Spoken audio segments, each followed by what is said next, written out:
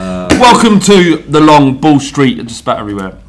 We're going to be with you all summer. People are saying, "No, please do more." And it was our intention to break, but we thought, why break?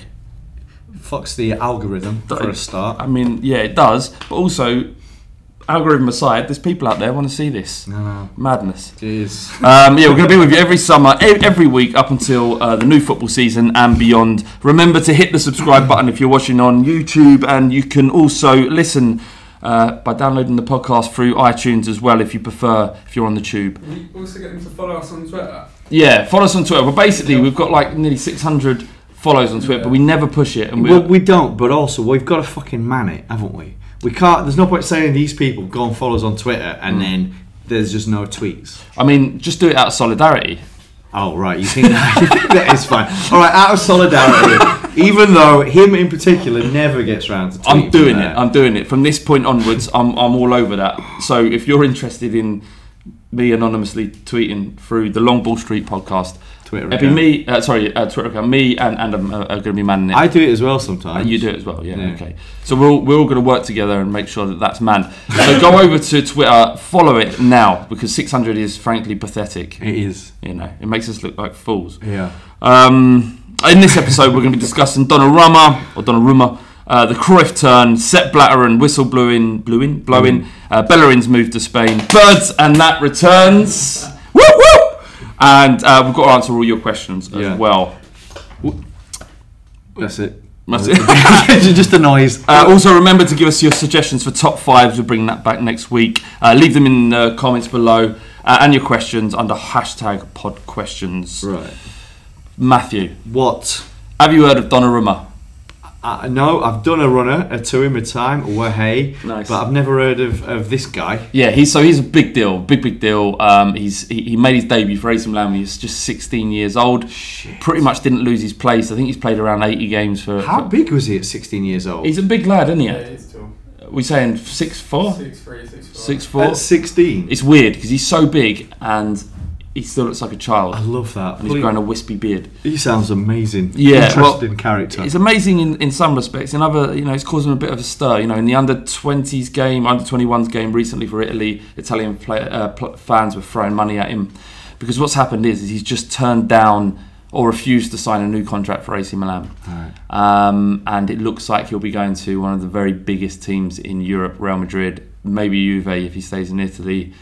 Anyone would want him. So he's come through the youth setup there. To a certain extent. He signed for AC Milan when he was 13.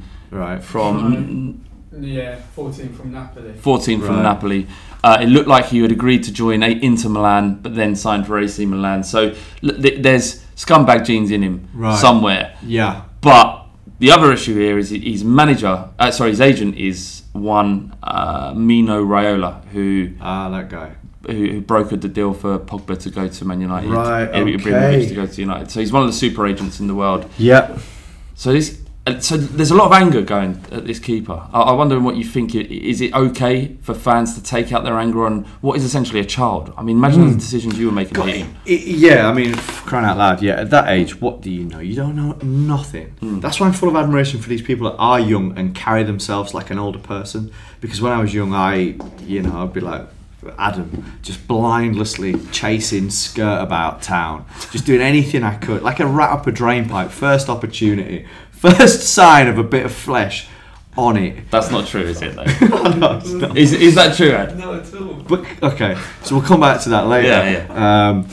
But I kind of feel that if he's gone from Naples to there at 13, right, and AC Milan, like most big clubs, have got a history where they've repeatedly gone to smaller teams and other teams and taken an asset and brought it into their team and for money. Yeah. So how can they sit there and be critical of someone doing the same thing when that's how they do it week in, week out? Not week in, week out. No. But that's something that big clubs do. It's like Chelsea, it's like City that sign players and bring players over and nick players from other teams, even though they're never going to get a game, but they know just by being in their system, just by being on their books, they can then come and sell them to a team like Huddersfield that get promoted and are desperate and are going to throw Wonga at it in order to solve the problem. Yeah. So it's not this kid's fault, it's the game. Yeah. That's what's happening at the game at scale, season in, season out, every single country. Big clubs are pilfering off small clubs in order to get assets, develop them a little bit in order to sell it on for money. It's just on this occasion, what it sounds like is that before signing this contract, which the club would have expected him to do, they've gone, hang on a minute, you can go and get paid somewhere else. Yeah. Because if someone's not paying a fee for you, your signing on fee, your salary, they're going to be high. And guess what? The agent, what's going to happen to him? He's going to get weighed in a significant way. This is the issue: is that he's gonna. It's in his best interest for the guy to leave. Yeah, it is. And that again, it's. I mean, this is how the world works. People make decisions and do things according to their own agendas. If for many years it seemed like we were sitting in England almost with this mentality that, oh God, this player loves us, he'll never leave, he feels like I do.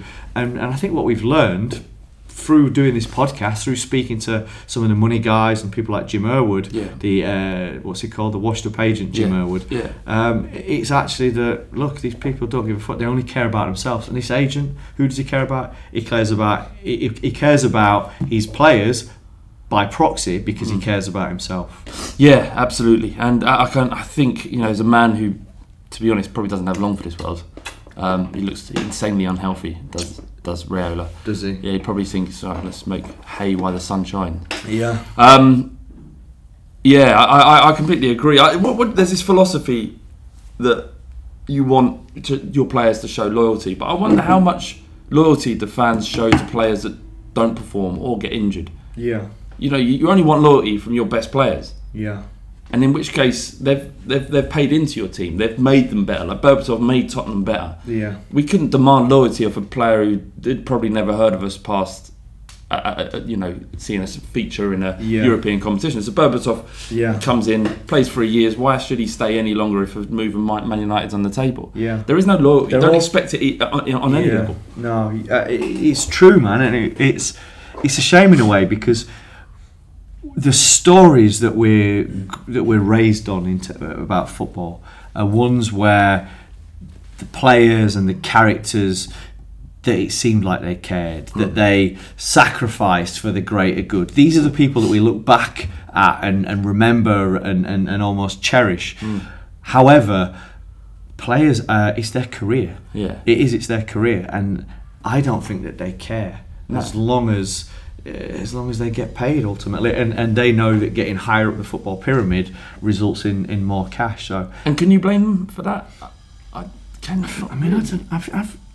It's a lot of money. It's a short career. You don't know when you're going to get injured. Sometimes you have to. Yeah, it is a short career, but crying out loud, all you got to do is send out a few tweets and create a load of social media following, and that's with you for life. You can leverage that into whatever you want. So, but that's quite a new way of thinking, though. Yeah. I mean, that's what Donnarumma should be doing. It's true. It's true, and I think a lot of it's right. We can't label all players with this brush. We can't. We can't do that. So Aaron Moy, for example, has got a decision to make now. We've had a bid accepted for him. He was on loan with us last year. He was a part of us getting promoted. Yeah. And he seems to be a really down to earth, unassuming guy. He came through at Bolton's academy, played at St Mirren, ended up going back to Australia, playing well in Melbourne. City bought him, loaned him straight to us, and he had an amazing season. And now we've had a bid accepted to buy him, but so have a few other teams like Stoke, and that's in for him. Oh, really? And now the decision's with him for him to decide where to play. Now, I'm sure that we're not offering the most cash as a salary point of view. Yeah, I'm hopeful, because he as a guy looks to me to be one of those that's not all about himself. It's not all about crime. I think that I get the impression that he's a guy that actually cherishes the environment that he's in, that's actually got Can I ask you a question? That likes the management and the whole culture of the club. So I'm hopeful, but it's probably... How would you feel if he then joined Stoke? I think you motherfucker. I think you bald scumbag. I would think F Australia, F Sheila, F Drongos, any other Australian... Russian... Fosters. Yeah, definitely. Shrimps. Yeah. Can we not swear anymore? Sharks. Can we not swear anymore? Yeah, of course we can share. You just said F. Yeah, what did I say? Well, I got told off last week for What were you talking about for this week? What have I done? You just said F as opposed to. Now I don't want to say it. Fuck. As opposed to that word. F. Well, I think I was just kind of saying, yeah, I don't know. I sometimes say that though. All right, okay. So it's So all I right. just want to know. Don't be so cautious. Well, I am. After last week's bombshell, I Oh my! I am a bit cautious. You can be true to yourself. All right, good. But yeah, so you'd think I hope he Snake. makes a decision based on that. But he could come back and equally get. Hang on, I'm going to get another 20 grand here, and his agent, I'm sure, will be wanting him to go for cash, right? But look, this is because we're in a world where people are short term, and I guess football's an industry where because people can get injured and the career's long, it makes them to think super short term. Yeah. But I always urge people to look at the long term. And I don't like these situations in football whereby you get a player and they want to leave because actually I want to win things, and you just think, Christ, your team's on the verge. It's like Tottenham have been like that for a while. So many times. Where the team's on the verge of doing it, and you just think, mate, if you stay and they can just add a couple of things, then you're going to win it here, and it's going to feel better because you're a part of it. You've brought them from the bottom to the top. You haven't just jumped into Real Madrid or Barcelona, who win things all the time, and gone, all right, I'm here for my medals. Yeah. You've actually taken a team that's broken through and done it. That's a better story. Yeah. That's what I'd like to win. I want to win, but I want to win fucking doing it right and building something. That's where I think there's great pride in it. But then there's a lot of people that just jump on and support a winning team just because they win, and then they derive some value from that. So I think it comes down to the individual as well. 43 years ago was the first ever Cruyff turn. Well, we were having this debate in the office upstairs. It probably wasn't. It probably had happened in football, but it was at such a scale. I think it was Holland versus Sweden, and Johan Cruyff did this turn. Everyone knows what a turn is, but it took the defender completely by surprise, took him out of the game completely. Yeah. And then obviously Johan Cruyff ran into the box. Yeah. So it kind of the world was kind of a moment that changed football to some degree. The trickery and tricks and individual skill should be applauded rather than there just being like this team. Because in that tournament, Holland were a brilliant passing side that had the individual brilliance of Cruyff. I wonder if there's ever been a moment when you're watching football in your footballing history or anything you've seen ever in football that you've had to stand back and go, that was incredible. I've never seen anything like it. Yeah, well, I think there's lots of little things that happen like that. I remember like Trevor Sinclair's overhead kick was pretty cool. I remember being like, wow. Yeah. Because that was him moving away from goal, and you didn't really see that often. No. Hugo Sanchez used to do the odd overhead kick, but it's a bit common now, aren't they? But for a while they weren't. Yeah. Ryan Giggs did that. You know, the one, I don't know what its name is, but where you kind of roll it forward, push it back off your front heel, and then your trail leg kicks it through. Forward, yeah, I know. Like that one against Arsenal, I think was a one. I think it was against Arsenal, whereby, and he did that trick a few bits. That was one that was a bit special. JJ Kocher. Oh yeah. He used to, like when he first did the. I want to stand up and do it with the ball now, but where you kind of. And you do like a rainbow flick. Yeah, that's the one. Yeah, the rainbow. Well, speaking of rainbow flicks, my favourite one was Ottawa of Rangers. Spurs had just loaned him to Rangers. Right. First game, he's playing. This last year or something. It was beginning of the last season. Yeah. And he was playing against some second division team. I think it was a pre-season friendly. I don't know. And he did the exact same thing. He rainbow flicked it over the geezer's head. Yeah. And as is the way in Scotland, it's not about individual skill, amazing. It's like that geezer was taking a piss. He got booed, didn't he? He nearly got ripped apart. There were people going in knee-high challenges. They were just like, "We ain't having that. You're taking the piss." And I love the different culture of Scotland to places in South America, where, you know what I mean, or exactly. That's hilarious. So he was targeted his entire time, and it kind of broke because of that. Yeah.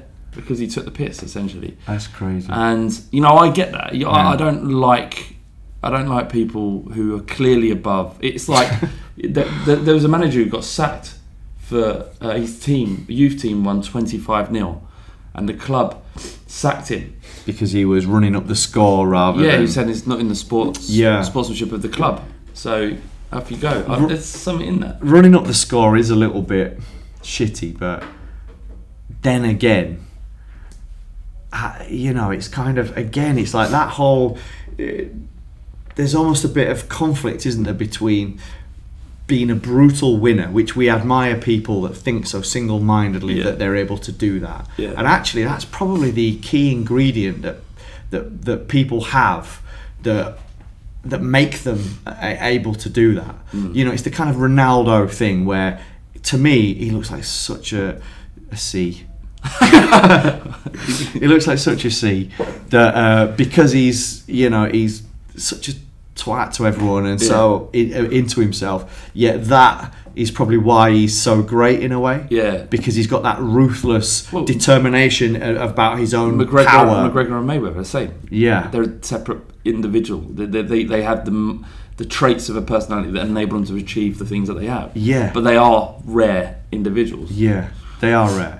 But that's because not everyone's a winner. But I can see how people, losers or people would sit there and think they're just taking the piss out. Well, there was kids crying on the pitch. Yeah, but then but for that coach, it's because he's a winner and he's wanting his team to be the best that they can be. And actually, it's probably, if you think about it in sports, it's better to have the attitude of keep going, keep pushing, keep acting like it's 0-0, because having that incessant desire to achieve, to reach your goal, to keep going beyond 10-0, to go for 15-0, to go for 20-0, that'll probably have a profound impact on these people, and is why that people that are going to graduate from that system are actually going to be winners. But isn't it better to be a good human being rather than a winner? Right, because I'll give you a case in point. They were talking to Mike Tyson, who was being interviewed, and he was talking to Tyson. Yeah, the interviewer said, "Well, Floyd Mayweather calls himself the best ever, TBE. That's what he's got on his hats, the best ever, and the greatest." And Tyson was, I know he's a C. Tyson said to him, "How can you be the greatest? This is a man who can't walk his daughter to school because someone will accost him. People will jump all over him. Ali could walk wherever he wanted, and all people would do was show him respect. So sometimes being the greatest, being the best, isn't necessarily performing the best, but actually how people view you and see you." Yeah, interesting. But then, should you base your perception of yourself on what other people see or on how you feel? I think what's exuding the more kindness. Important? Because then what you're kind of saying is that you should dilute yourself and just try and be popular. It's a minefield. It is a minefield. But I'm glad that we're here to help people avoid the pitfalls of success. Of success. But then you look back when you're on your deathbed and you look back and you think, do you remember all of the money you amassed, or do you remember all of the people you affected? I don't know. We'll see. Yeah. Well, I think that the key thing is football and sport is different, isn't it?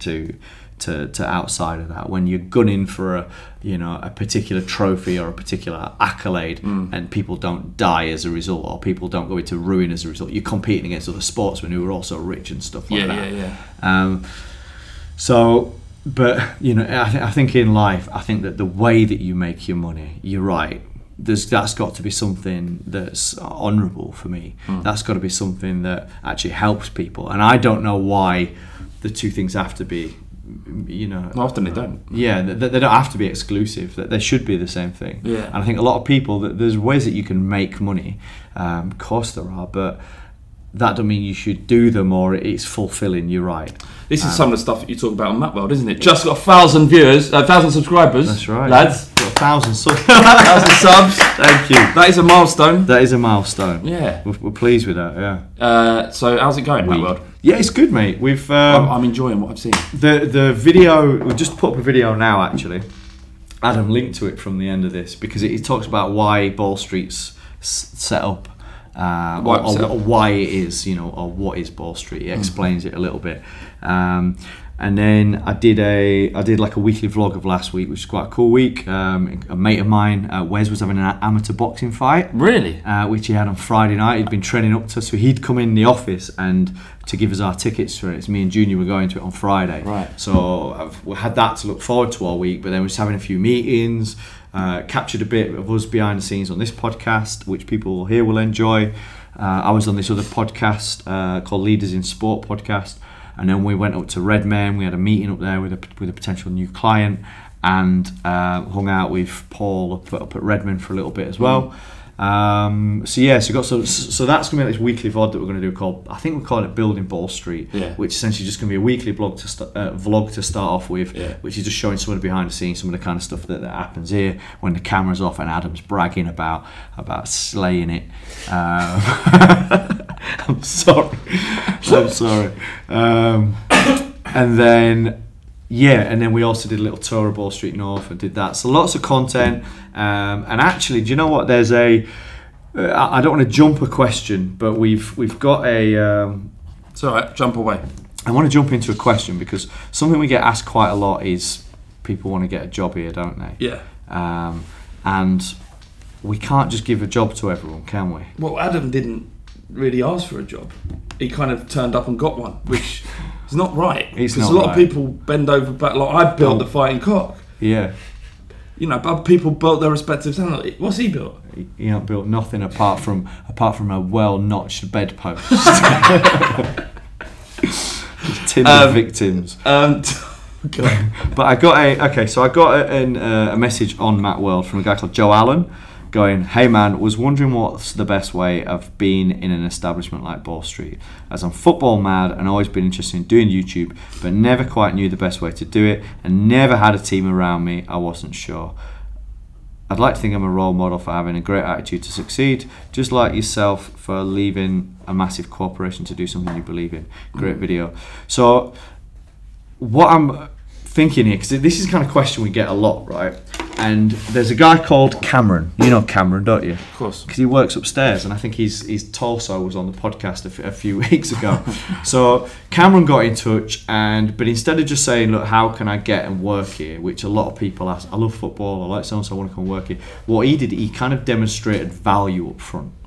Now that can be done in a number of different ways. So someone could send a video and say, "This is how I edit. I'd really like to come and edit videos for Ball Street," or "I've built this social media account, and what I think I can make your account better." That's the kind of thing that is going to attract our interest, because we need people that can come in and have got something. Like you brought the Fighting Cock with you. You'd built a podcast.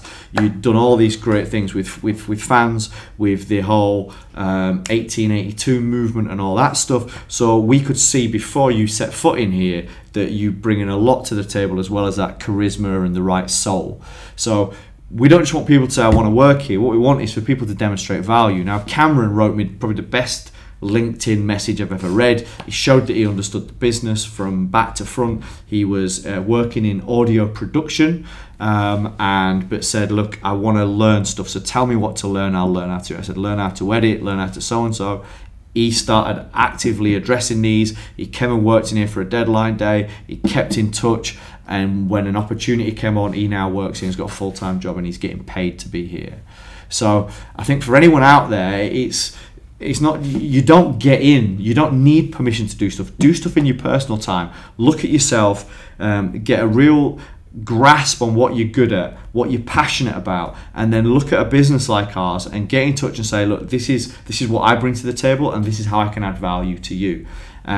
You don't need permission from a company to give you a job in order to start building stuff. You can build stuff in your own time. You can start to build a blog if you're good at writing. You can build a social media account. You can learn how to edit. There's a whole bunch of stuff that you can do that demonstrates value, and you can show how you can apply that to this business. Be creative.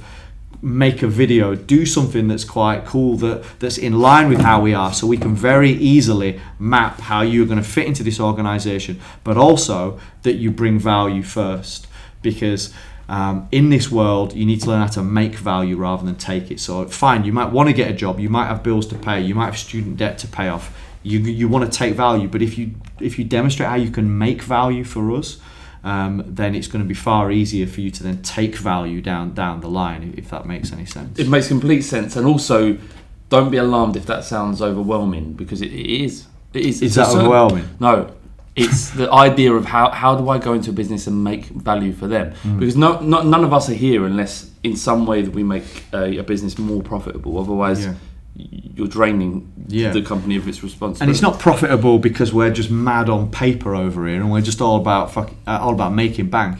it's not that. It's just that any business needs to be able to pay the bills, pay the salaries, pay the infrastructure. You need to be able to survive. In order to make things happen, you need to be making cash so you can plan your next move. So if we just sit here and stay still, it's not going to happen. But what we need to do, we need to add skills so then we can then use these skills and deploy them against our clients' needs in order to help them do stuff better. And that's how we make income that we then use to build more Ball Street channels, to support the fan channels, and to help us deliver against our long-term aims about what we want to build as a media organisation that serves football fans. Yeah, so the way I would approach it wouldn't be to say, okay, let's how do I help Ball Street? Find something you're passionate about and then start building media around it or building content around it, and then that displays a certain level of aptitude and willingness and work ethic and is in line with what Ball Street is as well. So that's how I would approach it, rather than thinking, oh, what do I, you know. Yeah, but if you're a young guy and you love football and you've grown up in an era where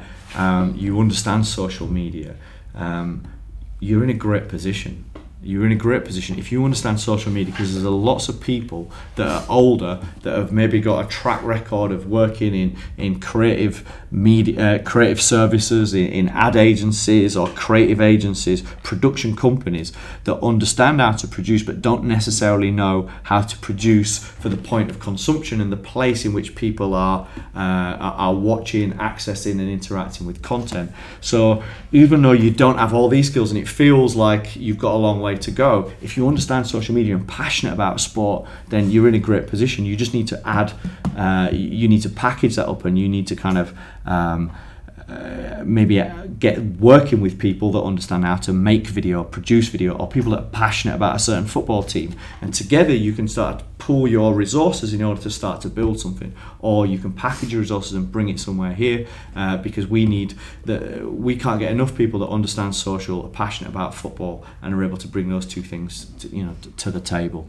Absolutely. Or can edit. And actually, just to say is that on Matt World, we're looking actually right now to take on an intern or two of people that are social media producers that maybe got understand again the point of consumption on Instagram versus Facebook versus YouTube, so you've got an understanding of these platforms, but secondly you've got other skills like Photoshop, After Effects, various Premiere, maybe you can use a camera as well. So if you've got these skills and you're passionate about those subject matters, this could be a door for you to enter.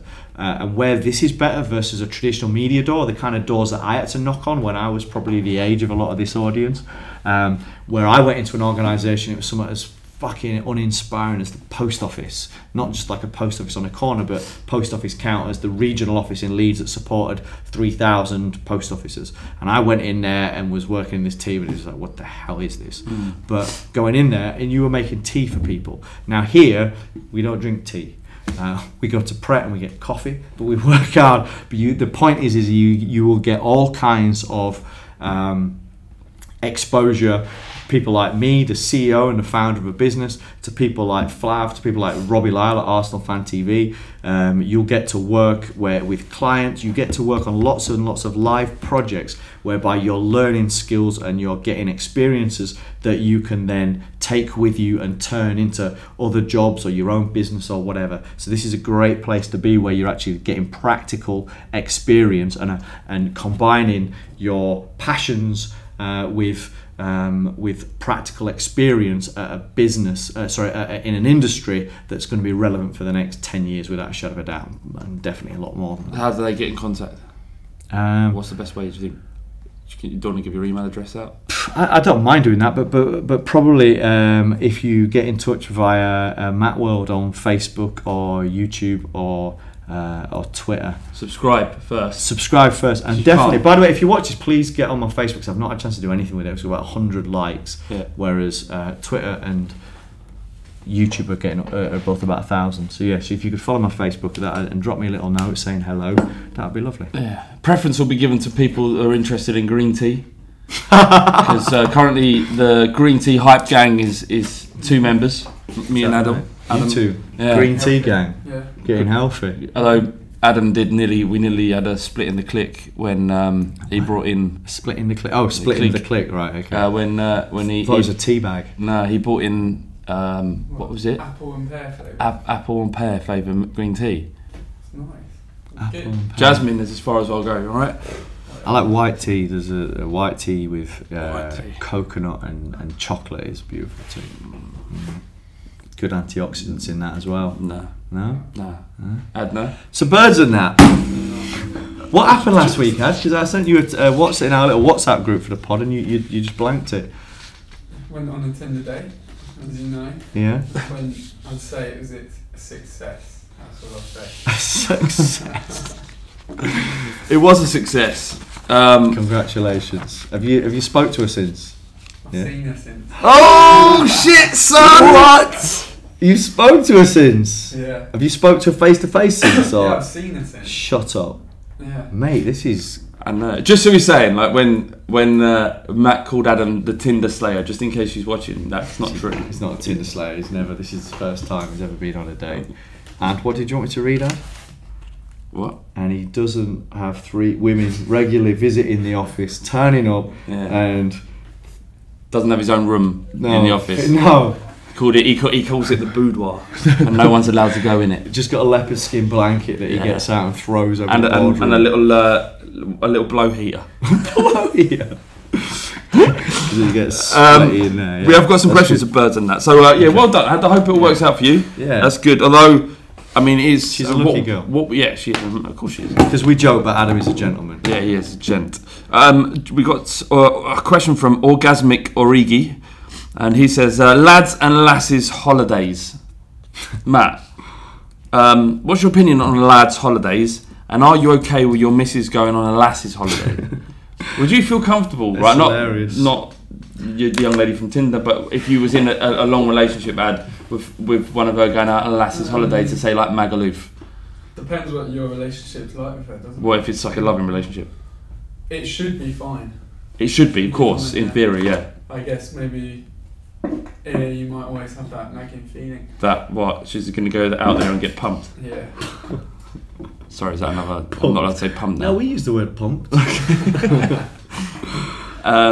It's a great question. Well, I'm not comfortable with Ty going on holiday now because there's no way I can look after that baby without her. yeah, but that's a different reason. So Ty's And not. plus, Ty and you're an adult couple, aren't you? Yeah. So you're not going to worry about. No, I think look a lot. What I think from my life's experience, right, when it comes to women and it comes to insecurities within relationship, a lot of times when people are really jealous about the other person, it's usually because themselves they're carrying around either they've got low self-esteem about themselves, or more importantly, they're actually looking for validation from. So if a boy is jealous of a girl, it's usually because that boy is probably trying to hit on stuff and lining stuff up a lot of the time himself, and therefore he projects that onto the other person. Yeah. That's not something that I'm saying is Always true. Is always true. But okay, so when I was at uni, I was in a long-term relationship. Well, I just started before university. Same as me. And at university, it was a double life. Really? Yeah. Wow. Hopefully the woman doesn't see the girl doesn't see this, but this is a truth. It was like a double life, right? I was young, and I was like Adam. Do you know what I mean? I was like a rat up a drain pipe, and it was good, right? And then I'd go home and I'd watch the football and I'd play, and I was kind of like not really, you know. And then I'd be this fake person. So I was having this double life, and I found myself then getting quite jealous of her, and to the stage where I was probably being a dick. Do you know, like I'd never be violent or anything like that, but I was certainly. When she was out, I would be jealous because I knew what I was doing. Of course. You project that. And I was with her for 3 or 4 years through university and that, because it was kind of living between the two places. And then I was kind of got to the point where it had eaten me up so much inside that I then thought, I'm never doing that again. Yeah. And so I learned from that, because in life it's fine to get things wrong. You win or you learn, you know, and mistakes are fine as long as you learn from them. And Relationships correct are them. really complicated things as well, especially when you're young. Yeah. Like I found that when I was in a long-term relationship from about 18 up until I was about 31. And, Right, wow. Yeah, and we went through all kinds of different things. But when I was at uni, I didn't cheat at all. I didn't, despite it obviously Better being a man uni. than me. Well, Yeah. I mean, no, it's not that. It's just, I don't know actually how sexually attractive I was then. To be honest. Then, because now he is now really a fucking sexual. dish. Now a dish. Which camera are we on? The dish cam. Middle. No, put me on that one. Put him on the dish cam. I'm a dish. Alright. Yeah, so I don't know, but I gotta say, like I'm with my missus now. We've been together nearly 3 years, and I wouldn't like her to go on a lass's holiday. I know what men are like. Right. I know what I've been like. Yeah. And I would happily let her go. It would be fine. Obviously, no one should let anybody do anything. It should always be. It should always interesting. It should always be free will. But what I'm saying is, I would you? have a little. I think I'd have a little pang in my chest. Why? Because just. You don't trust her, or you don't trust? No, I absolutely do. I just don't know why. I just think it's something inside that. Right. Okay. Yeah, I don't know. I don't know where it comes from. Yeah. But, interesting. That said, when you're young, lads and lasses holidays are the bollocks. Go on as many as possible. They're great fun. God, they are, man. They are. I mean, I just remember we went to Ibiza, Ibiza, whatever you call it, and this is years ago, so it must have been like 17, 18. And actually, a couple of things that were about that. So we got thrown out of our hotel because your mates are idiots, aren't you? If you're from somewhere like that, where I'm from, your mates are fucking idiots. Yeah. So we'd been there like one night or 2 nights, and one of my mates decided to throw all the chairs off the balcony. Great idea. Yeah. We also had some kind of flood in our room, so we put all the bed sheets on the floor, and I think because they've been using some bleach on the floor, the bed sheets that were like green, basically all. So we got kicked out of this hotel. They wouldn't give us our passports back, and we ended up getting slung in this other kind of hotel. So there was that kind of stuff that happens on lad holidays, right? But then we met, which was dead weird. We met Robbie Williams from who was in Take That at the time, and he was dead sound because he was young and probably a similar age. We became mates with him, and then we hung out with Robbie for a few days. Yeah, and I might have said it on this podcast. There was this girl I'd seen on the flight who looked like this other girl that I like called Lucy, and she had a limp, so we call her Limping Lucy. Right, of course. If that rings any bells. And then Robbie we were out and down at the Del Mar, Cafe Del Mar, and we'd seen Limping Lucy. We was on our plane over, and my mate's like, right, race. He's like, fucking Limping Lucy. And I was like, oh mate, and Robbie was like, what? I was like, oh yeah, like this girl. So he's like, he grabbed some beers and he's like, let's go talk to her. So we were going over to blatantly pull Limping Lucy. You're Robbie Williams. Robbie Williams was he was my wingman. Oh, how does that work? I know, because he's like, yeah, but this is true. Right. This is all very true. The worst wingman ever. Well, yeah, but he was gooding for me and he was sound. So I felt it was going to go my way anyway. Probably wasn't interested in Limping Lucy. She's, he probably was interested in guys. I think was the rumor at the time. Wow. But on the way over there, Limping Lucy, this kind of went like that. Almost, on the adverts or the movies where someone like that and you go like that, and then it's someone behind and they run straight past you. That pretty much happened, where she goes like that and kind of we're almost like what? And then she just runs past and jumps into this stocky guy's arms with tattoos and a tan. Bastard. Yeah. And I was like, so that was it. He asked for holidays, and I don't know if that sums it up, but he specifically wants Flav's holidays from Turkey. No, I don't. I mean, I just... So I got hold of I was 16, so I hadn't had a great deal of experience with women then. And... he loves her then. Quick. Because I'm a dish. I've dished up some wallops in my time. No, I was like... I just remember getting hold of this. Going up behind her, doing a little dancing, thinking this is alright. Dancing behind like that. She was doing what some women with big booties do sometimes. What's that? They grind up against you like that, and I was like, This is alright. This is fine. And I'm 16, quite excited by that time. What's the venue? And then this is a nightclub or like like a bar, beach bar type thing. Okay, beach bar. And yeah, just put my arm around her and then give her a little kiss on the cheek. She's like, yeah, I'm loving this. This is quality. And I'm like, yeah, it is quality. And so turns around, get hold of her, and we separate, and she looks at me. And you should see just recoil. Oh no! I had a replica Marseille top on, which football shirts and pulling bows don't match. But I was 16, and just previously I'd eaten a chocolate waffle. and that chocolate waffle had all gone down the front. Chocolate waffle. So down the front of your Marseille. Unbeknown to her, I kind of tricked her into getting hold of me, knowing full well that with a replica Marseille shirt and chocolate waffle all over me, it wasn't great. Wow. And there was something else, but I can't remember what it was. But yeah, lads' holidays. You're basically, you go on lads' holidays, you get up to as much fun as possible, and then you get home and you forgive yourself. Yeah, that's the key. Just forgive yourself. Right, it's extended versions of. I don't know. We've got one more question. Total Toffees. He says, "How do you balance?" Just plug pod questions as well first. So basically, put hashtag pod questions and leave us your questions because we like answering them. So always do that. Yeah. Total Toffees says, "How do you balance a relationship with your love of the beautiful game and the love of your life?" He says, for him, he loves football and she's always going to come second to that. Ooh. Tough one. I think that because your Twitter name is Love the Shirt or Fighting Coxes, I think maybe you're best placed to answer this because. But have you never had instances in your life where your missus has been like, you're not allowed to go to Huddersfield again? No, I've never had. She's good as gold though. Well, no, so I haven't not been tied that long really. It was other women that I'd been with when I used to really go watch the football a lot. Right. So I've never been forced to make that decision, but I have had women say to me that I don't feel that I am equal to that. And probably they weren't. Because of that, when you, and again, it's something you go through, like, really when you're younger, yourself is really the most important thing, and the perspective that you gain with years, it makes it kind of different, I think, and certainly for me, since I've had a child,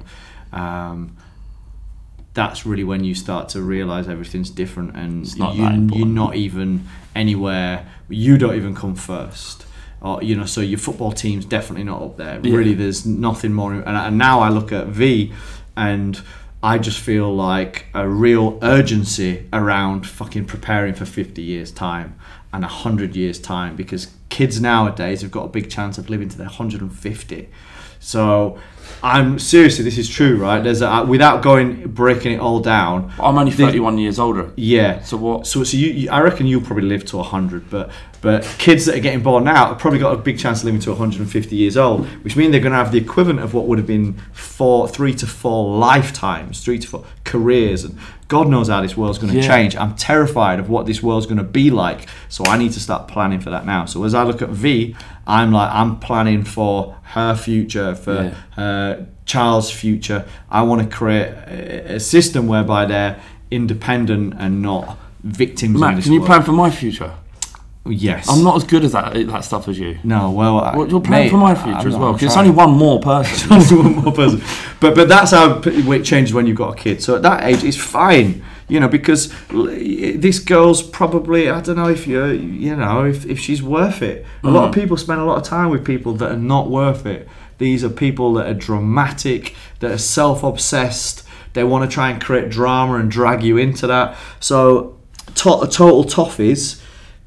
Mate, I don't know if she deserves the balance. Well, you guys, just one little tweet, you don't know. Well, that's what I'm saying. Does she deserve it? Because don't ask her that question. If she did deserve it, maybe he'd be giving her more time and attention, and he wouldn't care about cars. Well, I gave my. I don't know anymore. I think you're right. I think I definitely want you to plan for my future, and also, my ex-girlfriend. I obviously deeply into that relationship, and I might have told this before, but Spurs were playing Arsenal.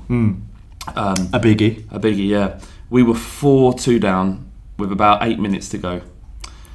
I was watching a mountain that needed overcoming. Oh yeah, it was surely almost an unassailable obstacle. We'd made good headway up the mountain, and but it looked like it was going to be too much on that day, and then Darren Bent, Jermaine Genius scored a beautiful curling left foot shot into the corner, and by that point I'd given up on the game. Right. I should have. So the 4-3 tees, but you still think it's not happening. Yeah, but when I saw it, I was like, all right, I'm going to go back to my computer. I'm going to put my headphones back on, because my missus was in the room at the same time and she was watching telly, right?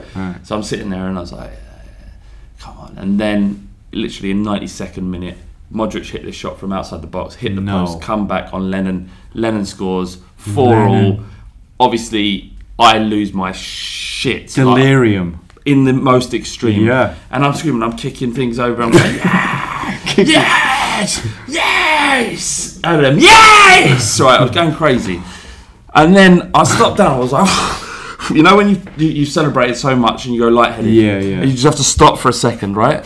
And I looked up and I looked at my missus and she said to me, I hate you. I wish you loved me the way you love Tottenham. And I was like, how dare you? How dare you? Switches on. Did you not just see that? Why are you ruining that moment for me? Why are you doing that? Okay. And then, that was the end of our relationship. No, it wasn't. It was. We carried on for about 6 years, but we knew it was broken. If you were out there watching Amelia, Yeah. And you know. it was broken. Yeah. No, I think when someone shows the kind of football can make me feel like nothing else. Yeah. But then the woman in my life can also do that. But it's a different feeling. It's a different It's feeling. like, it's ecstasy. Yeah. If your missus makes you feel ecstasy, apart from in certain sort of opportune moments. Yeah. Apart from that, basically, it's fine to love your missus more than you love football. Yeah. But she has to understand that football can make you feel like nothing else on earth. Yeah. That feeling of ecstasy, Yeah. shared ecstasy. Yeah. It's hard. I think a key one is like for young people. That's right, and that's all perfectly put. I love that, Flav. But I think so. I know a mate of mine's little brother was living with this girl, right? But about the same age. I always think girls are a little bit more mature than boys tend to be, but you know. Yeah, definitely. And older guys go for younger girls a bit, so they kind Yeah. of aspire a little bit like that. But basically, they'd moved in together, and my mate would go around the house sometimes, and we'd catch up, and he'd be like, "Fuck, I've seen him. He's sitting there just playing FIFA all the time. He's just watching the football. He's acting like he's living with his mates." And you can just see this girl slowly getting, and she's now left him. Yeah. Because the fact of the matter is if you take people for granted, they're not going to stay around for that long unless. And it's not much fun. No, it's not much fun. So you've got to try and balance it yourself with your passions, but make sure that you kind of make time for the special people in your life. Because otherwise, if you're not giving your lady attention, then there'll be people like Adam stalking her down, and just showing her how good he is at squatting. I often think that. I often think that people want to spend more time on their computer playing FIFA than they do with the other person. Yeah. Like there's a balance in there. Yeah. And generally that's a sign to say that maybe Yeah. the relationship isn't right. Yeah. But there's a lot of people that are actually in denial about what's going on in their lives and actually prefer to sit there and talk about whether it's Trump, Brexit, the election, a football team, it's so and so, and actually it's a bit of a it's because they're not willing to face up to a lot of the stuff that's actually happening in their lives, and a lot of people spend so much time this is why I never got anybody else pregnant, is because I kind of knew at the back of my mind that the people that I was with, I didn't want to be with them forever. I didn't, and I think that if you have a child, you are with them forever. Because I want to create an environment for V whereby she's got all that and nothing but love. So there's nothing that makes her doubt herself or a place in the world, you know. So I think that sometimes you kind of know that you're in the wrong thing, but you don't admit it to yourself. And that's not a good long-term strategy, because this is not a rehearsal, this is the show. And it could go on for me until I'm 100. Exactly. I mean, I'm buoyed by that. Good. I'd quite like to live down. I'm not one of these people that just thinks 60 years is enough. Do a lot of people think that? I don't know. Okay. Well, that was quite deep there, wasn't it? We did. How long have we been going for, Ed? 53. 53. All right, let's wind it up then. All right. Well, let's race through the gears. Well, we got too much. We got too much to talk about. So let's. This is interesting. So there's. I can't remember where the question is. Fuck it, doesn't matter. So there's new rule changes being proposed. Lots of footballers. So reducing the amount of minutes of a game to 60. Yeah, okay, I'd seen someone on this. Yeah, so it's not I've 45. not read anything. I'd seen someone mention it. So 45 minutes, 2 halves is what we've got now. What we'd have is 30 minutes, 2 halves, and a half-time break as normal. But the difference is that every time the ball goes out of play, you would stop the clock. Now, you can't do that for 45 minutes because if you did, the players would be playing for 2 hours, 2.5 hours. But for 30 minutes, where the ball goes out of play, you actually get more football than you do currently. 30 minutes of gameplay. Yeah, and it stops every time it goes out. Yeah. So, so the idea is, or is there any issue for you around? Some people are worried that it'll be over commercialised, the game, that it'll be used. The breaks in play will be used to sneak adverts in. Yeah, and stuff like that, kind of intrusive adverts. Or are they intrusive? Do you have any issue with like Despite Time sponsored by Accurist or betting odds coming up? I don't have a issue with the Time sponsored by Accurist, because that's an integrated sponsorship opportunity. That's taking something about the game, an element of it, which is the time, which people are interested in because it's, there's how long left, and therefore they've got 2 minutes to turn this game around or whatever. So the time's relevant. Yeah. So that's not intrusive. That's additive. That's a decent sponsorship integration. Where it's intrusive is where you're watching something and they're going, whoa, stop there, Flav. I know you want to watch this video, but I'm going to force you to watch this advert on something that you're not interested in. Yeah. That's where I have an issue. I have an issue with intrusive adverts. Yeah. So I have an issue with an advert where you get fucking, it's like you open a paper, it gives you a little bit of an article, then you've got to flip through 4 pages of ads to get to the article in a magazine or something. It's like, why are you making it so hard? I can never find, when you ever get a magazine, which is very rare now, but it's got something on the front page and it says, right, and you think, I want to read that. I can never fucking find it. Yeah. You know what I mean? I can find the fucking perfume ad on the front page that asks you to fucking try Calvin Klein. It's like when you're in a supermarket and they move the shit around. Every 6 months they move everything around. So you have to spend time lost so that you might bump into another product that you buy. Yeah, but they cram you at the tools, they batter you with stuff that you don't want to. He's like, have these multi-pack. You in the end, you get to the queue, you just fucking got all these cream eggs in your hand or something. It's like, because you felt a bit hungry and you went for one and then you thought, hang on a minute, 1 for 50p or 4 for a pound. Now I'm in a value state of mind, so I'll take the 4 for a pound. Then you fat, next thing you know, Ty's left me. You're not reaching 100. I'm not reaching 100. I'm living in a fat with you, getting you to fucking take my points for another driving ban. That escalated. That sounds alright. Yeah, it does. It couldn't be the end. You might be a bit unhappy for a while. Yeah, I'd get over it, play FIFA all day and watch football. Do some damage at the weekends, eh? You would get out with Adam. What about I've got get Adam, get any slipstream. I've got. Well, we could pick up. We pick up some high quality dregs off Adam. Yeah. Do you know what I mean? Could you imagine the standard that he throws away? I know. I'd happily live off those. Yeah, he must be like folding fucking pocket queens. Yeah. That's how it is for him. Yeah. Whereas we'd play like ace fucking 7 offsuit all in every time. He'd be folding pocket queens, folding jacks. Ain't interested. He just deals in aces and kings. That's all I deal in. Yeah. Do you think Adam likes it or hates it? Hates it. Yeah. I think so too. I think he likes it a little bit. It's funny, but he just... Funny but uncomfortable. Funny but uncomfortable. That'll do. That's our zone. All right, that's a good way to sum up. I'm not sure we had a serious question, but fuck it. Oh yeah, I don't know what to say. I don't like change in football. I don't know why. I know sometimes for the better, but I don't like change. That was interesting. Do you know what? I'm fucking into it. Yeah. I thought I wouldn't be, and when I first saw someone mention it on the Down at the Mac Huddersfield Town forum, and I was like, yeah, I like my 45-minute halves, but now you've just explained it in terms of gameplay. Yeah. I like it eliminating time wasting. Yes. Because one of my least favourite parts of football is that time wasting thing. And we're quite a naive team. We are. People like Sheffield Wednesday, Leeds, I said it here, I'm going to say it again. People like Leeds and Sheffield Wednesday, scum. Yeah. Scum at cheating, doing these little tricks to kind of get the ball out, to kind of surround the referee, nip you, so all of a sudden... They love that stuff. We're a naive team. We don't get enough free kicks, don't do all that stuff. So anything that's actually creating a fairer game, I'm into. So if that's the way to do it, then cool. But is 30 minutes the right number? Is that what it should be? I think most people are just worried about they wouldn't have enough football to watch, but apparently not.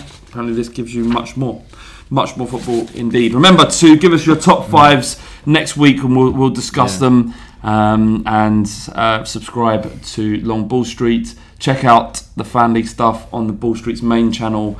Go and subscribe to Matt World as well. All the links for all of this stuff are in the description below. Yeah, and make sure you get involved in this.